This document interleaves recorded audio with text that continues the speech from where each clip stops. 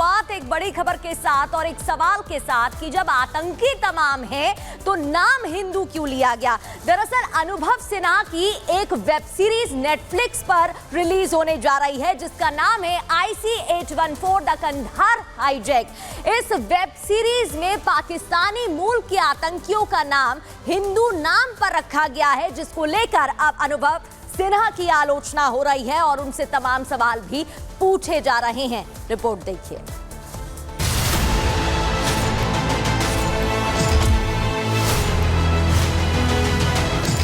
तारीख 24 दिसंबर 1999। आज से 25 साल पहले काठमांडू से नई दिल्ली आ रही इंडियन एयरलाइंस की फ्लाइट संख्या 814 को पाकिस्तान के आतंकी संगठन हरकतुल मुजाहिदीन के 5 हथियारबंद आतंकियों ने हाईजैक कर लिया। हाईजैकर्स ने पायलट को रूट बदलने के लिए मजबूर किया। पहले इंडियन एयरलाइंस के विमान को अमृतसर, फिर लाहौर और उसके बाद दुबई ले जाया गया। दुबई में रिफ्यूलिंग करने के बदले आतंकियों ने 27 पैसेंजर्स को रिहा तो कर दिया, लेकिन रुपेन कात्याल नाम के एक पैसेंजर की गले पर चाकू लगने से मौत हो गई। इसके बाद फ्लाइट संख्या 814 को तालिबान शासित अफगानिस्तान के कंधार ले जाया गया, जहां पाकिस्तान के पालतू आतंकियों ने 4 शर्तें रखी। पहली शर्त, भारतीय जेल में बंद 36 आतंकियों की रिहाई। दूसरी शर्त, 200 मिलियन अमेरिकी डॉलर नकद। तीसरी शर्त, एक मारे गए पाकिस्तानी आतंकी के अवशेष। और चौथी शर्त, जेल में बंद 2 खूंखार आतंकियों समेत जैश-ए मोहम्मद के सरगना मौलाना मसूद अजहर की रिहाई। 178 पैसेंजर्स की जान जोखिम में थी। आतंकी उन्हें मौत के घाट उतार सकते थे। विपक्षी दल भी तत्कालीन अटल बिहारी वाजपेयी की सरकार पर दबाव बना रहे थे। लिहाजा भारत की 3 अलग अलग जेलों में बंद मौलाना मसूद अजहर, अहमद जरगर और शेख अहमद उमर सईद को बाहर निकाला गया और तत्कालीन विदेश मंत्री जसवंत सिंह एक विशेष विमान से खुद उन्हें लेकर कंधार पहुंचे।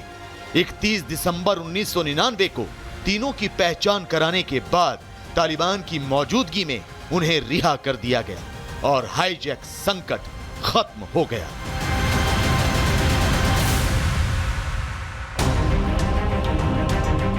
लेकिन 25 साल बाद आज इसी हाईजैक संकट पर बनी web series IC-814 the Kandahar hijack विवादों में है।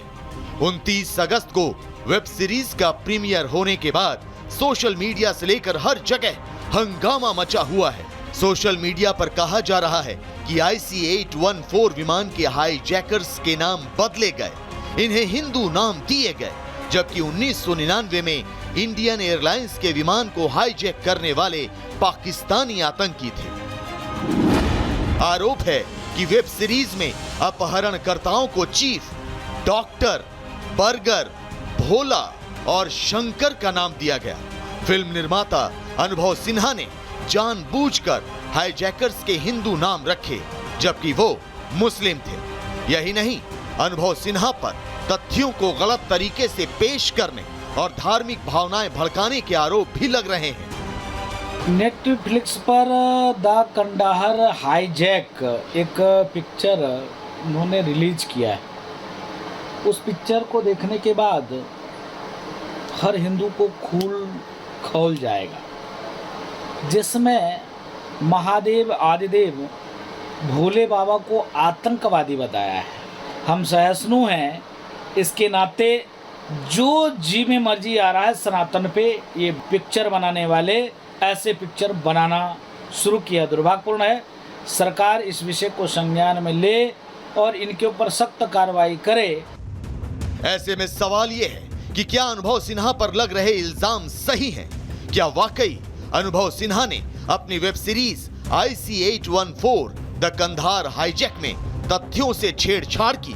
तो आपको बता दें कि 6 जनवरी 2000 को केंद्रीय गृह मंत्रालय ने एक बयान जारी किया था, जिसमें हाईजैकर्स के जो नाम पते बताए गए थे वो कुछ इस तरह से थे।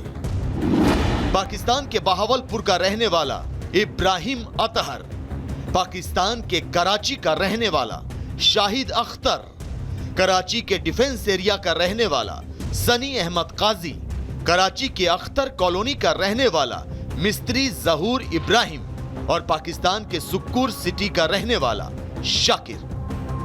जाहिर है हाईजैकर्स पाकिस्तान मूल के मुस्लिम थे, हाईजैकर्स पाकिस्तान के पालतू आतंकी थे।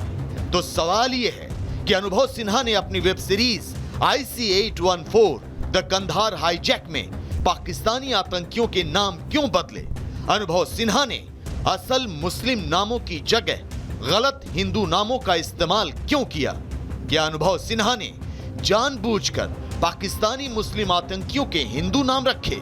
अनुभव सिन्हा ने हाईजैकर्स के नाम भोला और शंकर ही क्यों रखे? क्या इससे हिंदुओं की भावनाएं आहत नहीं होती? क्या मौजूदा पीढ़ी से सच्चाई छिपाने की कोशिश की जा रही है? और उससे भी बड़ा सवाल यह है कि क्या उन्हें जानबूझकर गलत नाम बताए जा रहे हैं ताकि वो सच्चाई कभी जान ही ना पाएं? वैसे आपको बता दें कि ये वही अनुभव सिन्हा हैं जो पत्रकारों को गाली देने की बात करते हैं। ये वही अनुभव सिन्हा हैं जो JNU में लगे टुकड़े टुकड़े के नारों पर तो कुछ भी नहीं बोलते, लेकिन JNU के छात्रों के समर्थन में प्रदर्शन करते नजर आते हैं। Bureau report, Republic Bharat. तो IC-814 फिल्म पूरी तरह से विवाद में इस वक्त घिरती हुई नजर आ रही है, लेकिन सबसे बड़ी बात यह है कि आखिर विवाद क्या है। प्लेन हाईजैक करने वाले सभी जो आतंकवादी हैं वो उस दौरान मुस्लिम थे, लेकिन उनके नामों को चेंज कर दिया गया। उनके जो नाम हैं वो हिंदू नाम पर दिखाए गए हैं। इब्राहिम, शाहिद, इसके अलावा सन्नी, जहूर और शाकिर ने इस पूरे हाईजैक को अंजाम दिया था। लेकिन वेब सीरीज में इन आतंकियों के जो नाम हैं इन्हें बदल दिया गया, इन्हें हिंदू नामों पर रख दिया गया। इसमें जो बदले हुए नाम हैं उसमें भोला और शंकर जैसे नाम का इस्तेमाल इन आतंकियों के लिए किया गया है, जिसे लेकर सबसे ज्यादा सवाल इस वक्त उठ रहे हैं। आतंकियों के नाम बदलने को लेकर अब बहस छिड़ती हुई नजर आ रही है। इस पर सवाल उठाए जा रहे हैं कि आखिर हिंदू नामों का इस्तेमाल आतंकियों के लिए क्यों किया गया?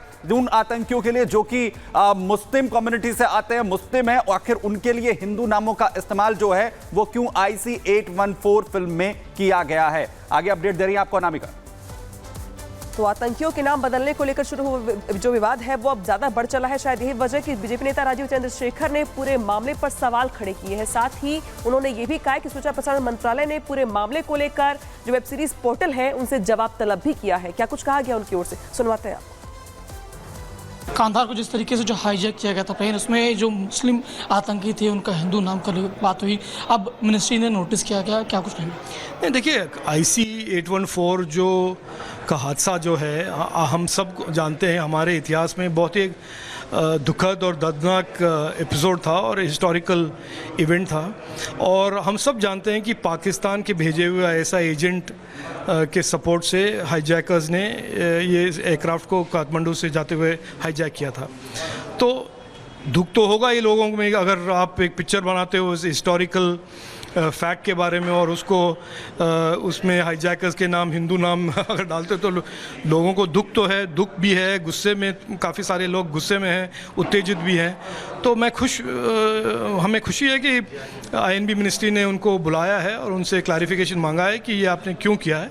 तो ये INB मिनिस्ट्री तय करेंगे कि अगला क्या स्टेप होना चाहिए। सर, ये पहला बार नहीं कि इस तरीके से हिंदू धर्म को लेकर कुछ बात की गई हो। इससे पहले राजनीतिक तमाम लोग बयानबाजी करते रहे, या जो फिल्म निर्माता है इस तरीके से हरकत करते हुए नजर आ रहे हैं। नहीं, ये हरकत है या इनोसेंट मिस्टेक है या ये डेलिब्रेट है, ये INB मिनिस्ट्री के जांच के बारे में हमें पता चलेगा। लेकिन IC-814 हमारे हिस्ट्री में एक बहुत एक अहम एक डेटा पॉइंट है और उसको मिसरिप्रेजेंट नहीं करना चाहिए, यही हम सब चाहते हैं। हम सब जानते हैं कि उसके पीछे कौन थे, और अगर आप एक उसके बारे में पिक्चर बना रहे हो तो हिस्टोरिकल इनएक्यूरेसीज ना डालें और हिस्टोरिकली एक्यूरेट बनाएं। यही हम सब एज सिटीजन्स हम सब का मांग होगा।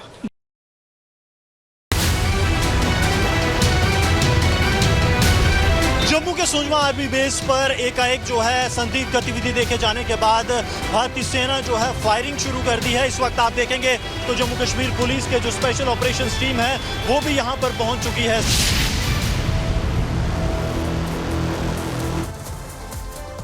जम्मू कश्मीर को बार बार दहलाने वाले ये लोग भूल जाते हैं कि भारतीय शूरवीर वहां पर मौजूद हैं। लगातार जिस तरीके से जम्मू कश्मीर में बीते दिनों हमले देखने को मिले, अटैक देखने को मिले, उसके बाद आर्मी और भी ज्यादा अलर्ट मोड पर है और सेना का ऑपरेशन भी जारी है। क्या कुछ कदम उठाए जा रहे हैं, इस रिपोर्ट में आपको दिखाते हैं।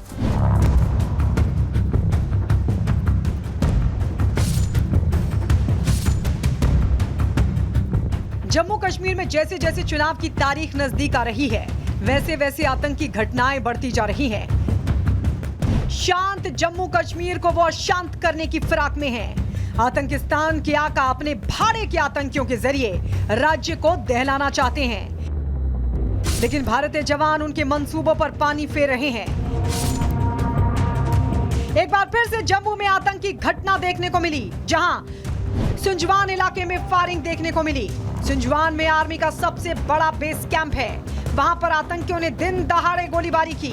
सेना की जवान पर स्नाइपर से गोलियां दागी, जिसमें एक जवान जख्मी हो गया। इसके तुरंत बाद इलाके की घेराबंदी कर सर्च ऑपरेशन शुरू कर दिया गया। जम्मू के सुंजवा आर्मी बेस पर एकाएक जो है संदिग्ध गतिविधि देखे जाने के बाद भारतीय सेना जो है फायरिंग शुरू कर दी है। इस वक्त आप देखेंगे तो जम्मू कश्मीर पुलिस के जो स्पेशल ऑपरेशंस टीम है वो भी यहां पर पहुंच चुकी है। सभी मूवमेंट जो है सिविलियन मूवमेंट यहां से खाली करवाया जा रहा है। एकाएक जो है वो फायरिंग शुरू हो गई है। ये पूरा इलाका जो है ये जम्मू का सबसे बड़ा आर्मी बेस सुंजवा आर्मी बेस, और यहाँ पर जो है कुछ संदिग्धों के देखे जाने के बाद भारतीय सेना की तरफ से कॉर्डन लगाया गया था। एक जैसे ही संदिग्ध गतिविधि देखी गई उसके बाद भारतीय सेना की तरफ से फायर कर दिया गया है। सुंजवान इलाके की ड्रोन से निगरानी की जा रही है, तो वहीं जम्मू कश्मीर पुलिस आर्मी के साथ साथ स्पेशल ऑपरेशन ग्रुप का विशेष दस्ता भी आतंकियों के खिलाफ मोर्चा संभाले हुए है। हर किसी पर नजर रखने के साथ साथ आम नागरिकों के लिए इलाके को सील कर दिया गया है, जिससे किसी नागरिक को कोई नुकसान न पहुंचे। स्पेशल ऑपरेशंस ग्रुप को इंडक्ट किया जा रहा है। ऑपरेशंस में सीआईएसएफ का सिक्योरिटी ग्रिड भी यहां पर है। ये आप देख रहे हैं special operations group Jammu Kashmir police का, उसका विशेष दस्ता जो है वो यहां पर इस वक्त पहुंच चुका है। भारतीय सेना लगातार जो है अंदर के इलाके में पूरे इलाके को घेरे हुए है। उस बीच स्पेशल ऑपरेशन ग्रुप को इंडक्ट कर दिया गया है। 2 से 3 राउंड जो है वो रिटेलिएटरी फायर अभी जो समझ में आ रहा है कि भारतीय सेना की तरफ से किया गया है। अब देखिए घर के अंदर जो है वो भी यहां से तलाशी ली जा रही है। गन्स को यहां पर लोड किया जा रहा है कि लगातार जो है एक्सचेंज जो फायर है वो आर्मी की तरफ से किया गया। पूरे इलाके में खोज अभियान जो है वो यहाँ पर जारी है। आतंकी भले ही कितनी कोशिश कर लें जम्मू कश्मीर को दहलाने की, लेकिन देश की रक्षा में तैनात भारत माता के सपूतों से उन्हें हर बार मुंह की खानी पड़ेगी और पाकिस्तान की हर चाल उन्हीं पर भारी पड़ेगी। Bureau report, Republic Bharat.